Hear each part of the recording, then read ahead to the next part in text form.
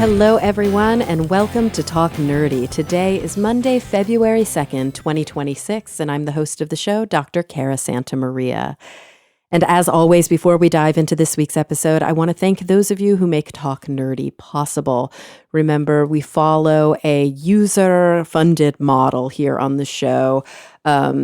I use Patreon as my platform. And so if you're interested in learning how to pledge on an episodic basis, at least for the immediate future, I know that Apple once again is trying to change their model, which may force us all to change this to a monthly pledge as opposed to a per creation pledge. Sorry to be in the weeds on that. Those of you who are already patrons, you probably know what that means. Those of you who are not, don't worry about it just yet. But if you are interested in pledging your support on a per episode basis, any amount helps. All you've got to do is visit patreon.com/talknerdy. That's patreon.com/talknerdy. This week's top patrons include Chuck Blell, David J.E. Smith, Daniel Lang, Mary Neva, Anu Bharavaj, David Compton, Brian Holden, Gabo J., Ulrika Hagman, Pasquale Gelati, and Joe Wilkinson. Thank you all so, so much. All right, I've got a good one for you this week. I had the opportunity to chat with Professor Mehrsa Baradaran. She's a law professor at the University of California, Irvine, and she's written several books in the past, including The Quiet Coup, The Color of Money, and How the Other Half Banks. She has a new book out. It's so important, called The Racial Wealth Gap, A Brief History. And let me tell you, we get into it. So without any further ado, here she is, Professor Mehrsa Baradaran. Well, Mehrsa, thank you so much for joining me today. Thank you so much for having me. It's such a pleasure. I am excited to talk about your new book, The Racial Wealth Gap, A Brief History. It's not your only book, though. You're a law professor at UC Irvine, and you've written several books. Is your kind of focus on, I guess, social justice and economics, banking, kind of how those things interplay? Yeah. So a quick intro would be, I've been a law professor for about 16 years. And then before that, I was a Wall Street banking attorney during the financial crisis. So from 2005 until 2010, I got to God, see. what a job. Yeah. And in the banking law firm, one of the only ones on Wall Street. And so I got to see the inner workings of power and money and the mythologies that we tell about those things. And then after that, I went into the academy and I've written a bunch of articles and 4 books. And my books have all been about the mythologies that we tell about inequality and how we justify it using myths about capitalism and myths about money and just how the way things are. And so I try to kind of dispel those myths and break some of those spells in my books. And one being the racial wealth gap and just racial injustice or inequality in general, how it's justified through things like, oh, well, it's the invisible hand and it's just how markets work, and trying to kind of get behind those myths and reveal what is actually at play. And so when you talk about sort of busting myths, my assumption, it's tough when a person who, I try to remain educated as best as I can. This is obviously not my, specific field. I'm a clinical psychologist, but I'm deeply committed to social justice and diversity. And so when I think about sort of myths about racial or gender or different levels of inequality, but especially racial inequality,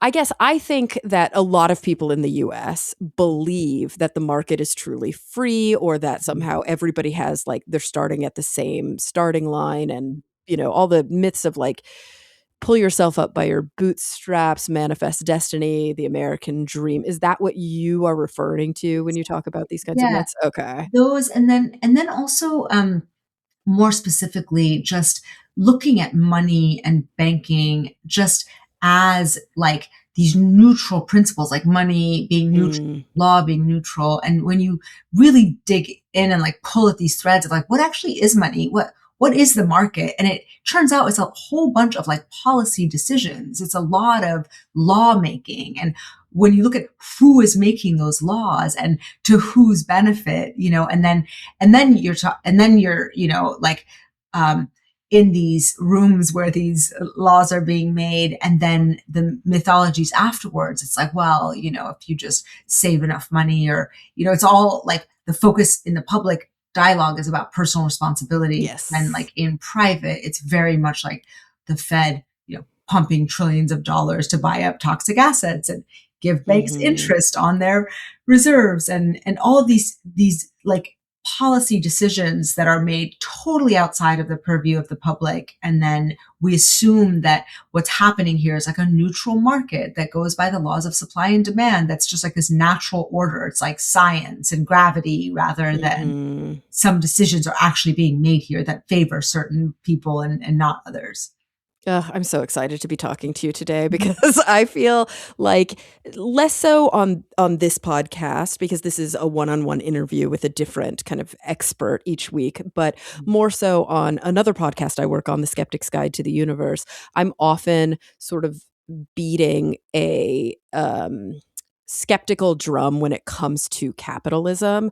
And I'm not saying I get a ton of pushback, but I completely agree with you that we are born into a system here in the United States where there is, it's more than a mythology. There's like a lore, and it's a point of pride for a lot of people about kind of free market capitalism and its ability to be a tool for social mobility or change, which is just not the way it is at all. But I'm curious. Okay, I want to maybe start with a more speaking of the individual not really having that onus, and kind of the disconnect between these ideologies. I'm always confused when I meet people who say that they're socially incredibly progressive, but they're fiscally conservative, because I don't understand how those things aren't related. Right. Yeah. I mean, that's one of my pet peeves.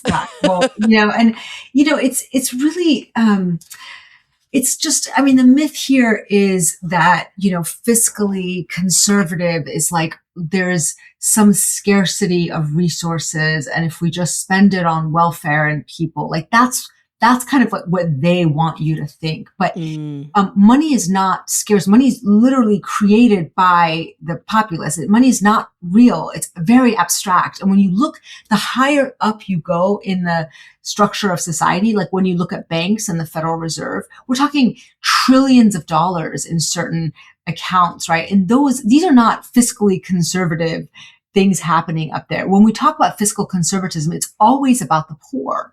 It's always about what are we as a society willing to spend on housing and, water rights and like things like that. Not what are we willing to spend to shore up the bank's profitability? What are we willing to spend on, military budgets? It's just like a constraining of our viewpoint to the things that are seem to us like very visceral and obvious. Like, oh, do you want your neighbor to be, their house to be saved, when you've paid your mortgage? Do you want this person to like affirmative action? Do you want someone to get a job that they didn't earn? Do you want someone who is lazy and on drugs to get paid money, right? Rather than at the higher level, hey, who's making the money here? And how is it that JP Morgan makes trillions of dollars every year and is connected to the Federal Reserve? Isn't that our money? And why is it going to JP Morgan? What are they doing with it? And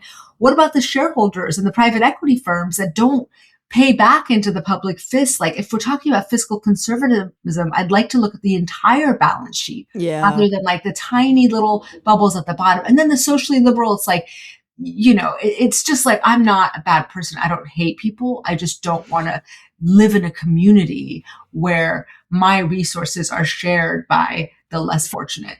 But I'm fine that the billionaires are not paying in, or I just don't know what to do about that. That's just the way things are. It's just like this pivot of the conversation. That's what a lot of these mythologies do is, if you're looking at society from the lens of the powerful, if you want to hoard resources and oppress people and then live on debt, right, and let your capital grow limitlessly, what would you invest in? You would invest in like security and weapons, which we do. You would also invest in like pumping ideologies and mythologies into society to normalize the inequality and to Yes. justify it. And so I'm looking at those myths, and each of those myths, have a historical starting point. They have like a funder, like a Mm-hmm. literal, like, here's who's backing that myth. And then you just hear people parroting. And that's why it's just like, it gets on my last nerves, because it's like, I know why you said that. Like, that's Milton Friedman in your head, and you just can't, you don't know the history. And how should you know? We're all busy. We're as informed as we can be, but it is crazy making to like see how salient these ideas become, how prominent and prevalent, and then they just become parroted by your friends, and you're like, no, no, no, no, no. That if you knew the person who came up with that idea and put that in your head and what they were justifying, you would be appalled that you think that. It's so funny because I see so many parallels in the study, like the academic study of psychology. Mhm. Like you have these ideas which become axiomatic, whether it's within these academic walls or whether it's in the populace as a whole. But then when you look back, Yeah. like there are statistical tools that we use that are named for people. Like Totally, and totally, totally. you look Exactly. back and you're like, yeah, they were writing tests to prove that white people are superior to black. Exactly. Like Exactly. that was the That's whole exactly what goal. I'm saying. That's exactly. I mean, you look at economics, and it's like truly appalling. It's like if you look at Mhm. economic history, you're like, oh my God, like John Rockefeller, after murdering a bunch of like, his laborers who were on strike, it's called the Ludlow Massacre, creates this concept called the GDP through his PR firm to measure like that he's actually the good guy, not the bad guy, and that labor doesn't count, that his profitability is what counts in like the national spot, right? So even the very measurements that we use, like even concepts like, oh, we want an efficient market, we want market freedom. It's like, I can tell you what racist put that into, what oppressor put that into the Yeah. bloodstream, and then we just parrot it, and then you don't go back and look at these assumptions. I mean, I've read a little bit on, like Freudian psychology, and it's like, well, Mhm. he was wrong about a whole bunch of stuff, and he was also like very limited in what he was saying. And it's you look at these economists, and like George Stigler, Milton Friedman, or Hayek, these like great economic thinkers, and they were like personal racists. Like the things that Yeah. they said about black people or women would appall you, but and then these economic theories that they have are like really blinkered and blinded by these ideas that they had, because they were justifying the status quo using these like meta theories. And even though all of their theories about, oh, this is how free markets work, have been totally debunked, these ideologies still linger. And it really is, it's a huge task to unravel them, because they strike people as fair, right? Mhm. And it is fair. Well, why shouldn't we all work hard? And they like grab people at that place that is a moral value. It's like, well, equality is that we all get what we deserve and not more than what we deserve, so they there's just like really good rhetoric here, and it's just hard to unravel these myths. Absolutely. I think it goes beyond what people think almost in their guts as fair to becoming what people think is just true, like Right. is just It's natural. just natural. Natural. Yeah, and that's You are obviously that's there. always been Yeah. the sort of racist playbook, is to try and use the appeal or the naturalistic fallacy, the appeal to nature fallacy. Exactly. Um, Yeah. so I think about these things often in like two streams. I think about sort of and try and stay with me for a second, but in my other podcast and some of my other work that I do activism in sort of the scientific skeptical movement. So, debunking pseudoscience, trying to recognize charlatanism, and when, hucksters are trying to make a quick buck.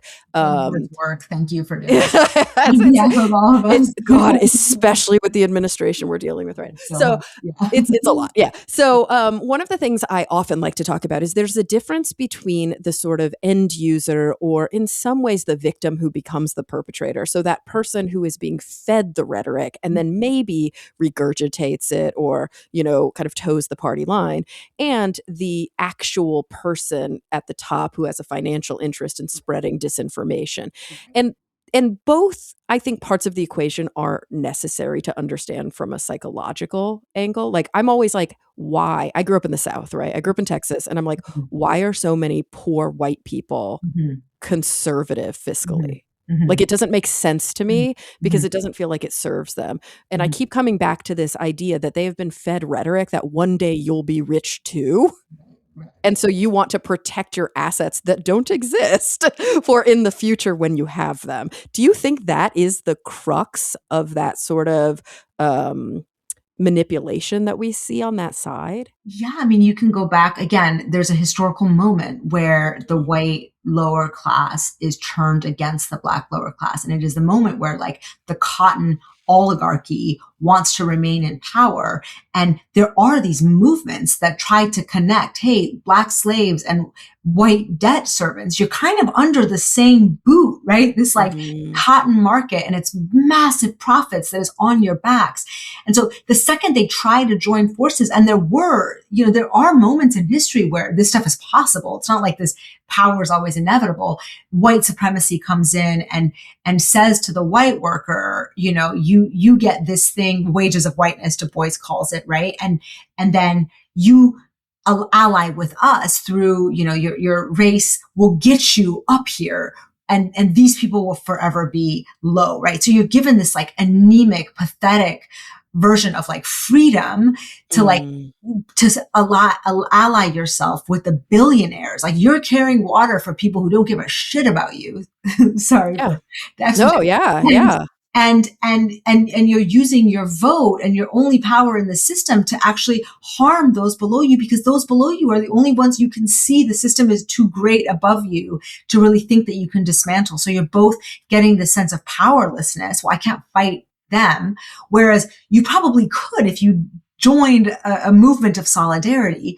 And instead you get this like psychological wage of some sort of superiority over these people that are lower than you. It's like the oldest trick in the book is racism as a political weapon, that kind of the moral judgment on the person like lazier than you, who, Mhm. you're just like one step above them. And that it is the tool of the oppressor, but it works phenomenally well. And yeah, the promises that you're being given constantly are just like these. That's the biggest mythology, is that you're gonna be a billionaire. Right, right. Right. And I think it does speak to this, like, I hate to make it gendered, but I think very often it is a male fragility, like a male ego fragility thing of sort of like, I need to be better than that person because it at least gives me a sense of worth. So long as I have, more opportunity, or I am viewed in the eyes of the law as better, or, I have some sense of like Yeah. superiority and protection. But I think that Since it, you're Yeah, well, since you're a psychologist, I mean, it's like mhm, there's all of these theories on, like dehumanization as this yeah, political weapon, right? So when you dehumanize those below you, and then women, right? That like the first, pivot here in world history is like when Greeks dehumanize women, take them out of the political sphere so that you can now go plunder, like Achilles goes to Troy and plunders, kills the men and takes the women as slaves, when like 30% of Greek society is this trade in women, and then they get relegated and dehumanized. The next step is, well, let's dehumanize whole races. You've got, the mhm. Native American plantation system, you've got the slave trade, and then you build on that dehumanization. And that when you do it outwards, it hits you inwards. So it's a cost even to the people who it seems to benefit, like these poor white people. You live in a system now that is scarce and dangerous, and so Yes. it instills that fear in you that you could be dehumanized and fall lower. And so that I think also is just worth paying attention to, because it's like it's a deep subconscious layer here in any system of domination, is like that fear that then breeds that hierarchy that you feel like is just like the way things are. Yeah, and it allows the rhetoric to stick really well. It Mhm. plays so well when somebody says, they are going to take your jobs. Exactly. They are when like there's no like when you Yeah. look at the evidence and you're like nobody is taking that No, job from someone's you. taking your job. I mean, right now, it's like the private equity firms are for sure taking your job. Like, Oh, you're right. Yeah, I was like no individual, but you're that's so right. what I'm Yeah. saying, but that's the thing is like, you know something is rigged, you know Mhm. something is wrong. And so the person taking your job, these billionaires that are taking your job, it's in their incentive to then fund like downstream these ideological like pundits who are make a living off of blaming immigrants or, Mhm. like black people or welfare mothers or whatever. It's like literally those like those ideas come from the top. It's Mhm. like there are think tanks funded by billionaires who whose main purpose in society is to push these narratives. And it's hard to believe, but it's like I have the proof. You can Yeah, here's all it's the not a testimony. It's conspiracy not a if we've got conspiracy. all the evidence right in front of All us. the evidence is the oldest trick, and it's been happening for most of like American history, but not all of human history. There were moments where things it got introduced and got a life of their own. These ideas, but it's not inevitable or forever. So just to say, like, we can get out of these narratives. Well, and that's I think an important kind of question to grapple with here is, these deep racist, I don't want to say racial divisions, racist divisions and deep-seated like white and male uh kind of supremacy. Mhm. These views wouldn't really be able to thrive the way that they do without a capitalistic system, would they? Like, they wouldn't work as well without capitalism as the system that they're running within. Right. So capitalism is really interesting, right? Because that also has a historical beginning, right, in the 1600s. And capitalism, um, uh, I don't know if you're familiar with the book Sylvia Federici's Caliban and the Witch. I think it is No. the Mm-mm. most like eye-opening book. I'm I writing it assign down. it to my students every year, and um, one of the things that is necessary for capitalism to exist is that land becomes private property. There's like literally a moment in time. It's called the enclosure movement in England, where, the feudal system where land was like just granted by the king. You had like dukes and earls and whatnot. And then all of a sudden land becomes privatized and it can be sold on a market, right? That's like the Mhm. early capitalist pivot. And in order to do that, these peasants who had long like worked the land for free, like there was held in common, there was grazing rights. You could just go and plant on some earl's lot without having to pay anything. All of a sudden that land becomes privatized and you now become like a wage earner, right? And Yeah. in this time there are all these like peasant uprisings, and to quell these peasant uprisings, those in power, the elite, give men domination over women. We need women to reproduce. There's the Black Plague that just kills a bunch of peasants, and we just need more peasants. And so this coincides with the like literal burning of hundreds of thousands of witches across Europe. Like these um, Oh.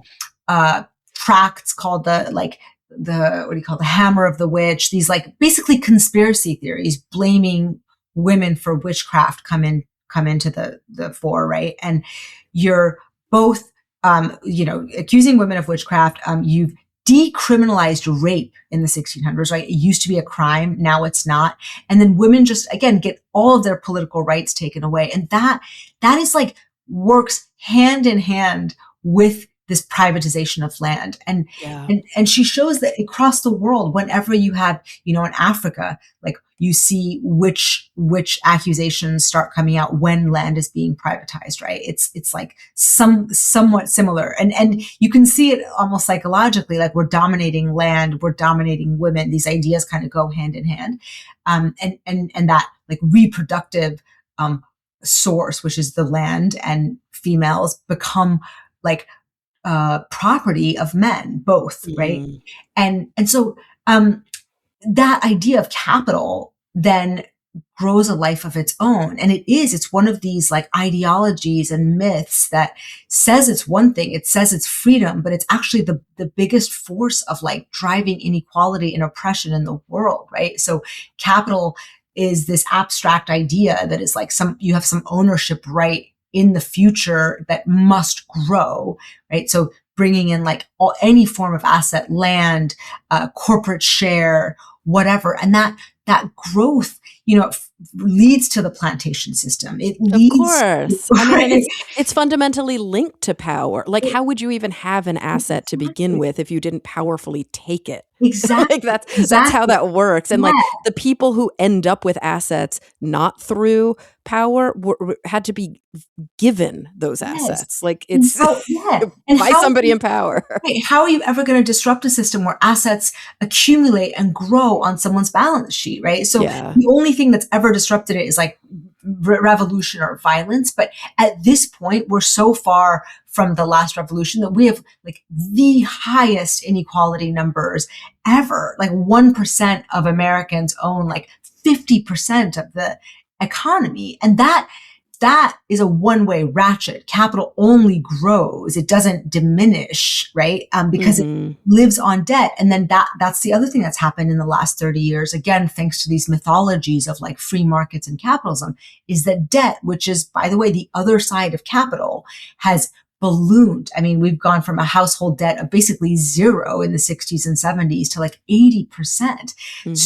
Student debt. You look at, who over 40 has student debt, who over 60, like never heard of it, but under 30, that's a majority, And so that's also a system of policy and politics and kind of the hard edge of capitalism. And then you say, well, it's a free market and you have, equal chances. Well, like, is it freedom if you have to work for debt? No, and like anybody who's ever sat down at a poker table knows that if you buy in with $50 and you sit at a sit and go table where people are so deep stacked, they've got, $5,000 in front of them, they can just muscle you around.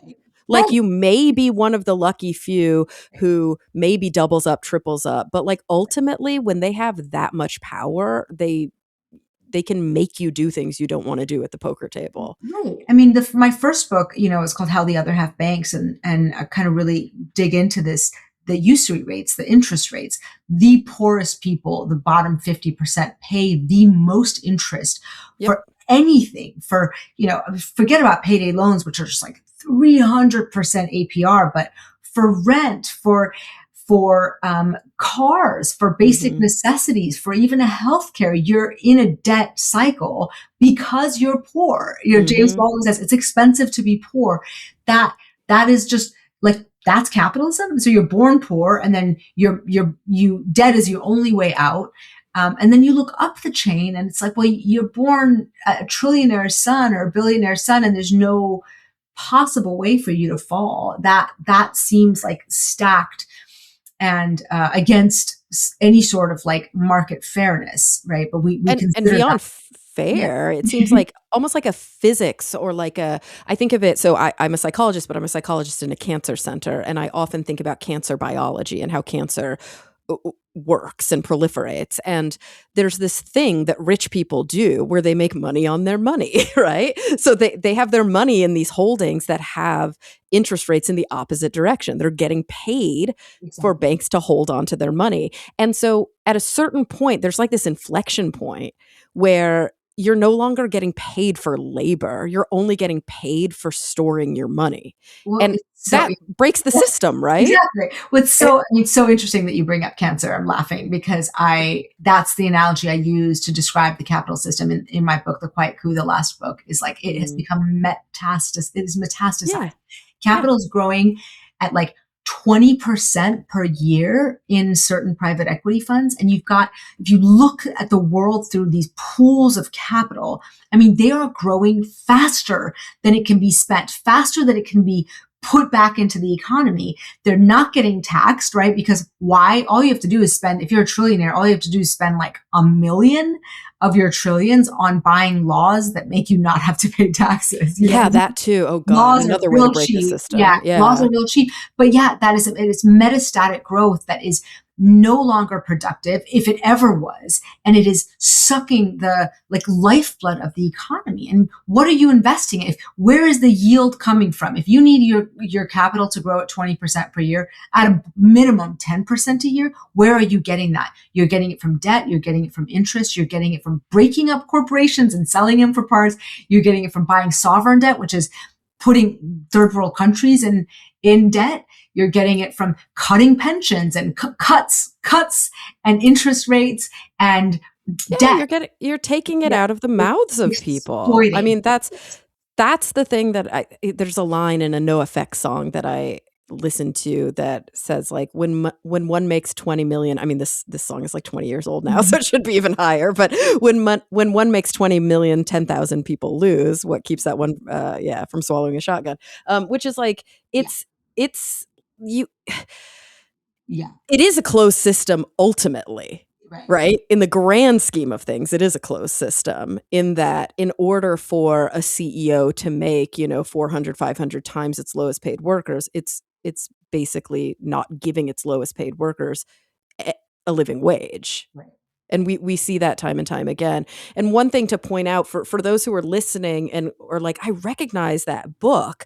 We didn't talk about that specific book, but I've had Angela Saini on the show several times, and her most recent book, The Patriarchs, is really about tracing the roots of like gendered oppression. And she talks about a very similar kind of phenomenon in which not just land ownership, but really she talks about how an inflection point is how do they pass that on?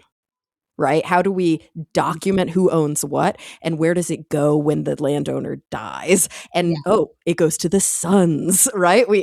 So like we've developed a way to keep men in the economic system and to prevent women from engaging in. And it's what, like the 70s is maybe when a married woman didn't need her husband to co-sign anymore. Exactly. Yeah. I mean, the like women were property until so late in history. Yeah. And that, and that actually allowed, like the second women became property, and this is Greece again, that's like at the center of Western civilization. And like, who are the philosophers that justify this? It's like the greats. It's Aristotle. It's who says, well, you're weak and can't, even like the very scientific ideas of which you spoke earlier are written by these like sexist men who did, and they're not side notes. They're central. I mean, Darwin was so racist, and he was so sad. All of these people that are like, this is the natural order. The natural order is that white men are superior. John Locke. I mean, these Enlightenment philosophers, these men who brought us freedom, were literally justifying colonization, not as a side project. Like that was the whole project. Right. And you see right now too, like some of the most cited legal scholars of all time are those who are the most articulate defenders of the status quo. Right. It's really because, who is incentivized to fund these scholars, right? It's those with money. That's kind of power has its ideological armies as well, right? So you'd have 90 scholars being like, this is bunk, but you've got like 5 saying, oh yeah, corporations deserve everything. And those 5 are going to be the ones that are on all the media, because who owns the media? So it's an uphill battle. But the thing that I think helps those of us fighting these systems is that like hypocrisies can only be sustained for so long. And I don't think people like have the right, like we said, it's really hard to get them out of this thinking, but I see like the conspiratorial turn, not as a good thing, but as like, like kind of antibodies misfiring against a cancer. Like we have a cancer growing in society. It's been growing, like metastasizing. And it's really difficult to spot because it's very abstract. It's like, how do you villainize capital? It's like an algorithm that has gone loose, right? Or been untethered.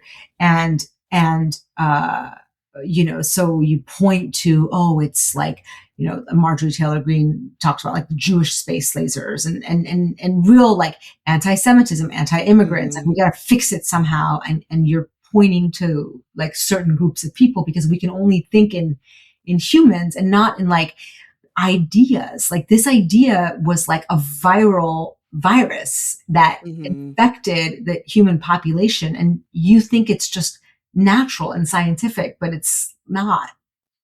And so, I think about the fact, and obviously we're not going to like sit here and delineate in detail every case law and every, public policy initiative that systematically disenfranchised, oppressed and prevented Black Americans from owning land or from, being able to buy a home in the neighborhood where they would want to, or from getting a bank loan.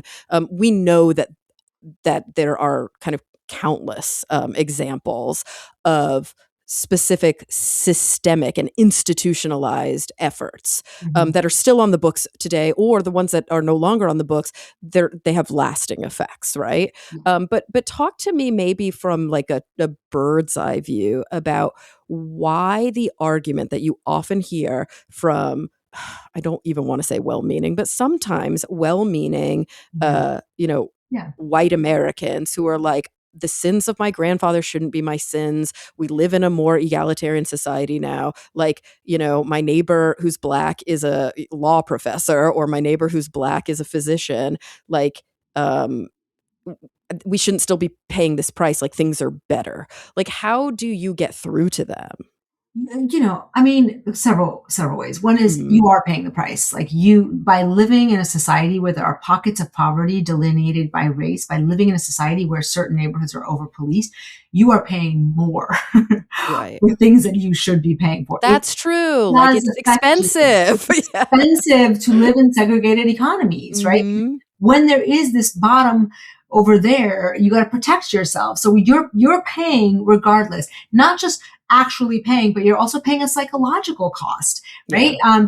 The racism harms both sides. The past is not past, it's present. So we can narrow down on affirmative action and be like, well, that's unfair. And, affirmative action is really funny because affirmative action was invented by Nixon to like drive a wedge after the civil rights movement. Nobody said, oh, give us affirmative action. They were like, give us freaking justice. Like, right. Yeah. Like stop segregation by like giving Black people the same thing white people got, like government subsidized loans, which would have cost, by the way, nothing to like the New Deal cost nothing. It actually benefits governments and banks to like create these mortgage guarantees and these insured homes, right? It's like a win-win. But the political class, Nixon specifically, needed race baiting to win political power. And so this is where race becomes really interesting, because it's not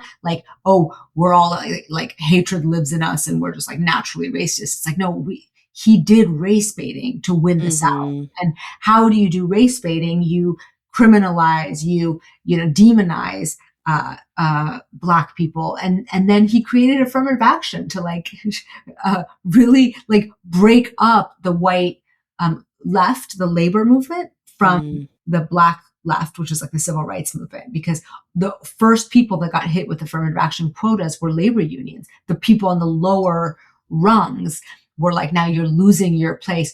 And then what does Nixon do with his power is he deregulates corporate America, right? So again, like this is the pivot that I follow in the book, is like the Nixonian turn toward neoliberalism being just the latest ideology that justifies the status quo and like justifies not doing anything about historical wrongs, and then gives affirmative action as though it's doing something, but what it's doing is a perpetual like cultural war. Yeah. So now you have this, like, let's say a poor white auto worker who sees, more Black workers coming into the workforce. And instead of saying, oh, the reason that I lost my pension, or the reason that I don't have the benefits I had before is because that guy took my job, and not because the corporation decided they're going to cut everybody's pension and everybody's Because benefits. that's exactly what happened at that time. Is the benefits and pensions were cut at the same time as you're blaming the black guy for taking your job. You are losing your job. We lost and this is again racism. Like if you want to take benefits away from people, right? What do is you point sideways. They're taking your benefits, and meanwhile you're getting looted, right? That was the Quiet Coup. My last book is, neoliberalism and the looting of America. And I used, my inspiration here was this Onion article that came out during the, Black Lives Matter protests about rioters. It said rioters accused of looting without forming a private equity first. So it's like, Lord. Yeah. It's so funny. Looting. It's so funny, but it's so true. It's like, I have to bring up an example because I feel like this is apropos to some of the things that we're talking about. So, and sorry to bring my family into it, but I grew up in Texas to a Mormon father who. Oh, interesting. I grew up Mormon. Yeah. No way. Oh my God. We're going to have a whole second podcast, or no, we'll just go out for coffee sometime. Amazing. So I grew up Mormon to a father who is still, my parents are divorced now. My mother's much more liberal, but my father is, voted for Trump, and he's a very smart man, which is extra confusing. And, he's educated, and we get into it about a lot of things. And I remember one time we were talking about social programs and welfare, and I was kind of quoting certain statistics, and he was sort of disagreeing and agreeing, and I was like, I was like, I don't think you want people to starve, right? Like I don't think that it's you want there to be, folks, what do you do about the people who cannot contribute to economically to a society? I used an extreme example. What do you do for people who are too sick, or too old, or too disabled, or for whatever reason, they physically can't do the jobs that you want them to be able to do, and they cannot make enough money to contribute to this economy. I was like, well, where do they go? And he was like, well, but see, that's why I think that programs like the church offers, and he started basically defining a micro version of macro, welfare. Take care of them. Yeah. And I was like, yeah, but everybody's not Mormon, Dad. Right. Like you can't force somebody. And I was like, that's what I'm talking about. That's my liberal view, is that we need to fund these programs. Care of people. Yeah. But then they get caught up in no, but people will abuse the system. Yeah. That's the rhetoric, right? That's always the rhetoric. And I think this goes back to like a psychological collective subconscious, like people are abusing the system. It's just not who you think that it is. Exactly. There's the system happening, and that you get that, you viscerally, and this is, I start the last book again, Quiet Coup, with, justice is not this like balancing scale of rational thought. It is a feeling, right? And it's a feeling that is like a gut response. Is like, we live in an unfair society. I think if you ask every American, take out politics, I don't want your explanations of who made it unfair and why it's unfair. I just want to ask you one basic question. Do you think our society is unfair? And it's like, we would get 100% yes. Right. And then stop. Don't tell me who made it. Yeah, exactly. Because that's when we can start to sort people into left and right. The explanations is where we go wrong. But when you live in an unfair society, it. We know the game is rigged. And so that it's like going at that feeling. And I think this is where like Trumpism beautifully kind of hit at this in this like politics of like revenge and vengeance and punishment. Is like when you feel that someone's screwing you, the lower id, right, of the populace is to punish and to, impose law and order. And so he really knew how to stoke that. And then turn it toward, the most vulnerable and the people who are like, well, it's obvious that immigrants are breaking the law. It's not so obvious when like a banker or a private equity firm, like creates laws to allow them to do unfairness right before our eyes. You don't know how the bankruptcy system works. Like you don't know how banks create. 70% of the economy is finance. Finance is just all made up law, made up assets. It's insane the things that can enrich you if you just lobby your senator for some new change to some asset code. You're all of a sudden like a billionaire.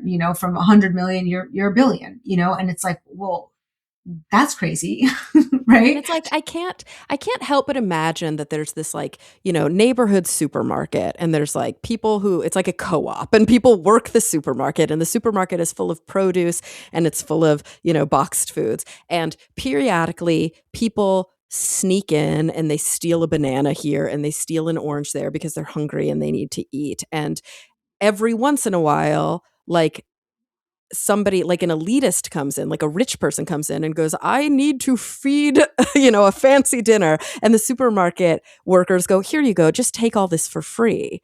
And then everybody is yelling at the people who are stealing the oranges and the bananas periodically, but that's not making a dent It's not a dent. It's not. in what's happening at this supermarket. If we just had one billionaire pay like the same tax rate as his secretary, this is Warren Buffett's point, we Mhm. could fund like universal childcare, trains. Like, God, please, like, can California have some freaking trains? Yeah.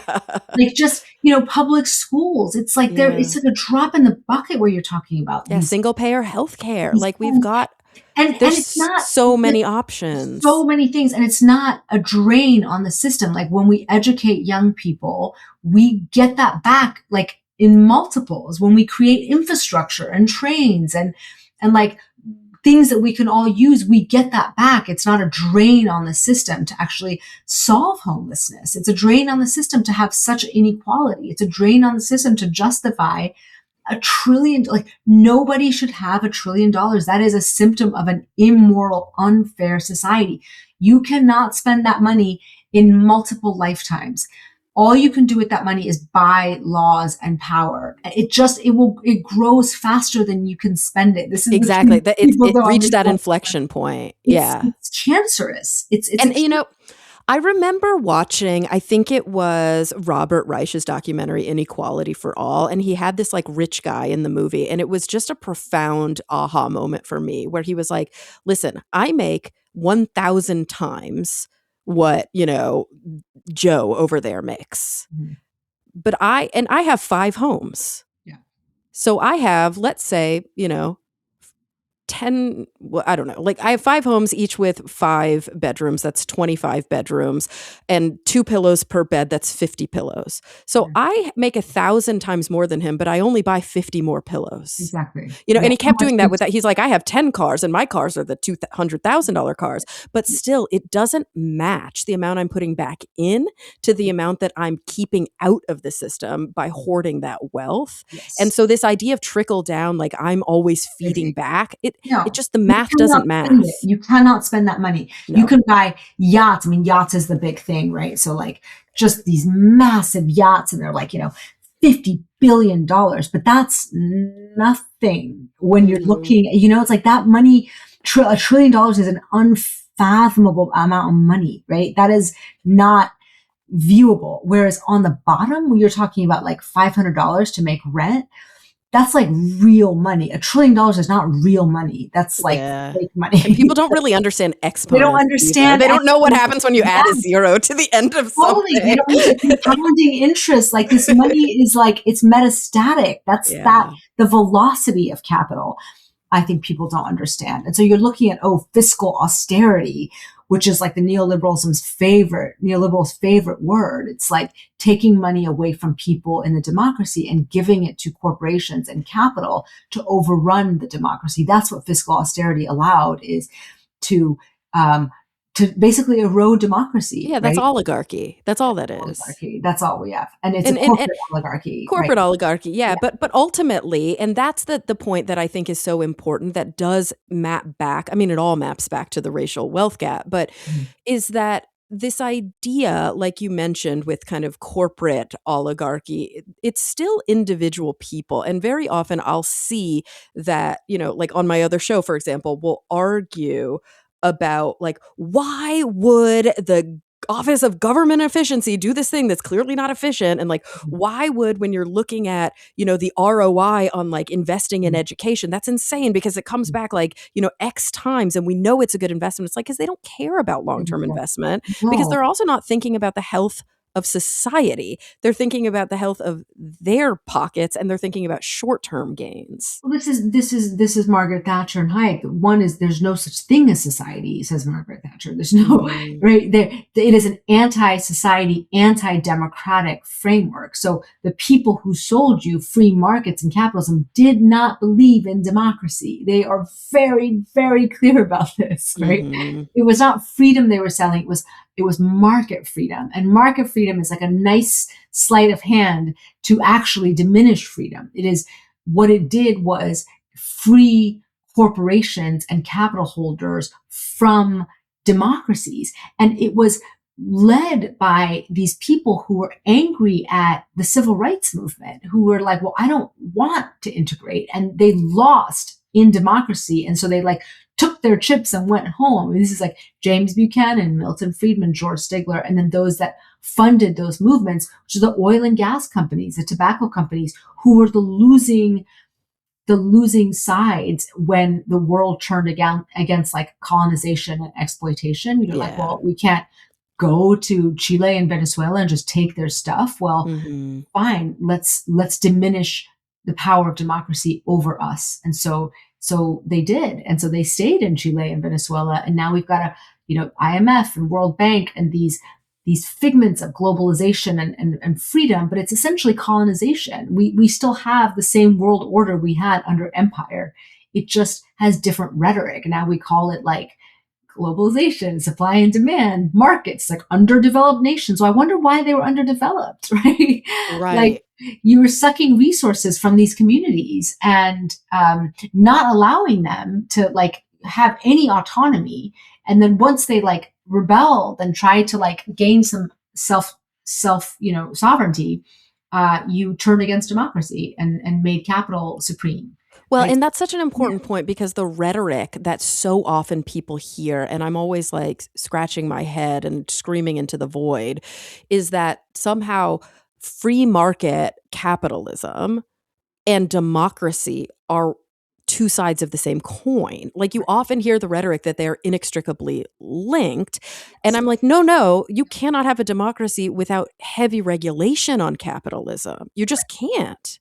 Right. It is not the same thing. In fact, both of those things are myths. We don't have a democracy, and we don't. That's true too. Yeah. We don't have a free market, right? Right. It's a rhetorical pivot. Like if you're a person in power and you want to like, oppress people, you're not going to say, well, I don't believe in freedom or justice. You're going to say, oh, this is justice. This is freedom. You change the meanings of these words. And so that's why people, I think it's so confusing out there, because they're like, well, this is freedom. This guarantees freedom. But it's like, that's a really weak notion of freedom, right? If you're on one side of the border, you're free. And if you're on the other, you're not. If you're rich, you're free. If you're poor, you're not. Why should you have to earn your freedom? Why should freedom be your birthright? It's like we can't even imagine it, because we've been taught that freedom is one thing, and it's not that thing, right? And there's also kind of a polarity in thought there, where people think, okay, over here you have democracy, over there you have, fascism or communism, even like, communism. And then over here we have, free market or laissez-faire capitalism. And over there you have, socialism. Yes. And it's like, that's not that. Yes. God, there's so much more. Neither was the Soviet Union like communist or socialist. That was authoritarian. That was dictator. I mean, Stalin was an autocrat. He murdered people in pogroms. Like, what are we talking about? These theories. I think we were never capitalist. They were never communist, right? But you're taught that, like, oh, if you want communism, you're going to end up like the Soviet Union, and nobody wants that, right?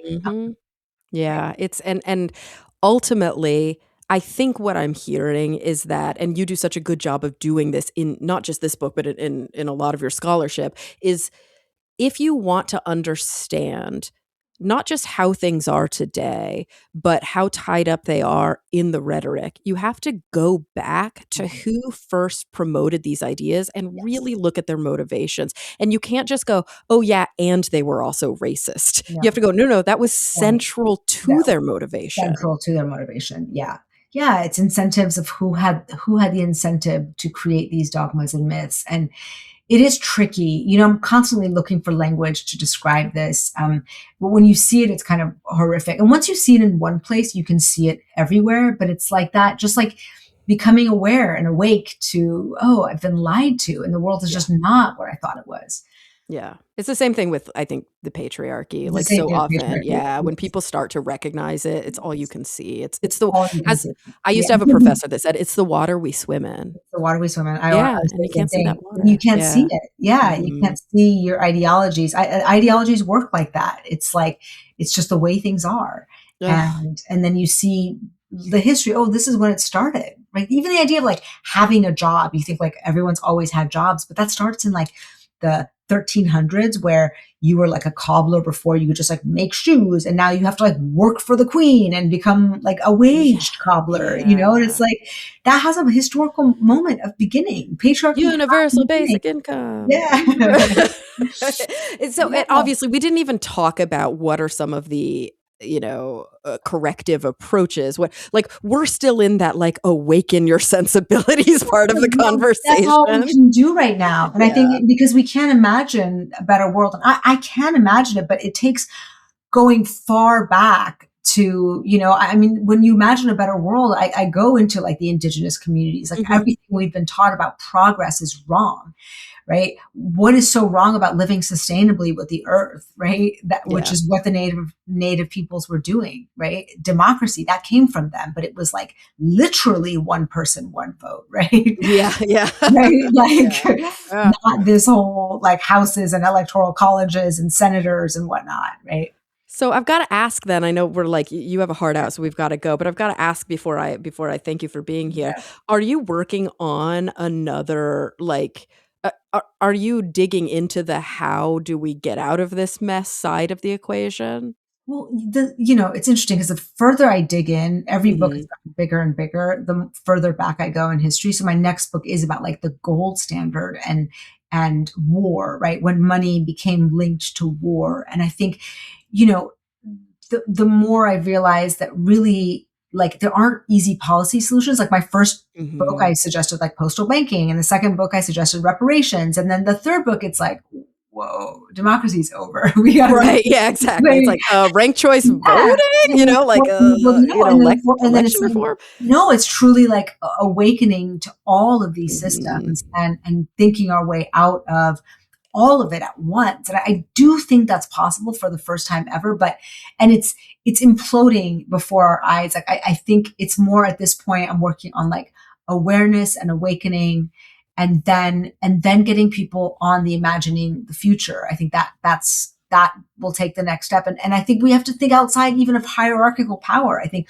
we have to think about a world outside of patriarchy and what does like female led or at least a balanced Mhm. system of power look like. And I don't think we have like the starting clue about those systems of power. So it's not top down policies. It's not like national governments. It may not be nation states, right? We Yeah, may we yeah. may be going back into like like carrying economies and gift economies and without sacrificing trains, right? Like I want trains. Yeah, we Right? want, like, the yeah, Want we our don't wanna world. live on a I commune, but we Yeah, but we no, want some we of those there's no values. reason.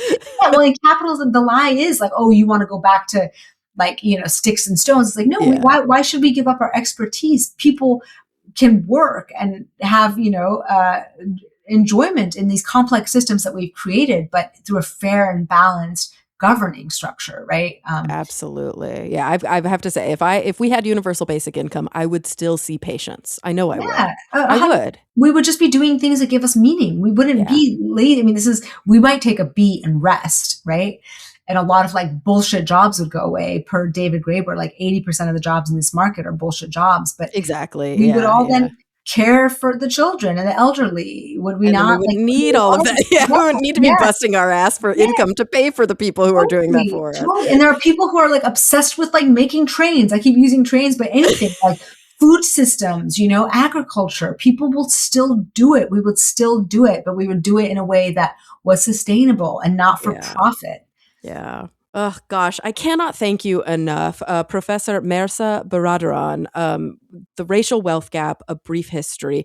Keep fighting the good fight. Keep Thank you. digging You too. deep. and educating us, because this is such important stuff. We have to know our history. Yeah. Yes. Agreed. Thank you so much. Thank you. And to everybody listening, thank you for coming back week after week. I'm really looking forward to the next time we all get together to talk nerdy.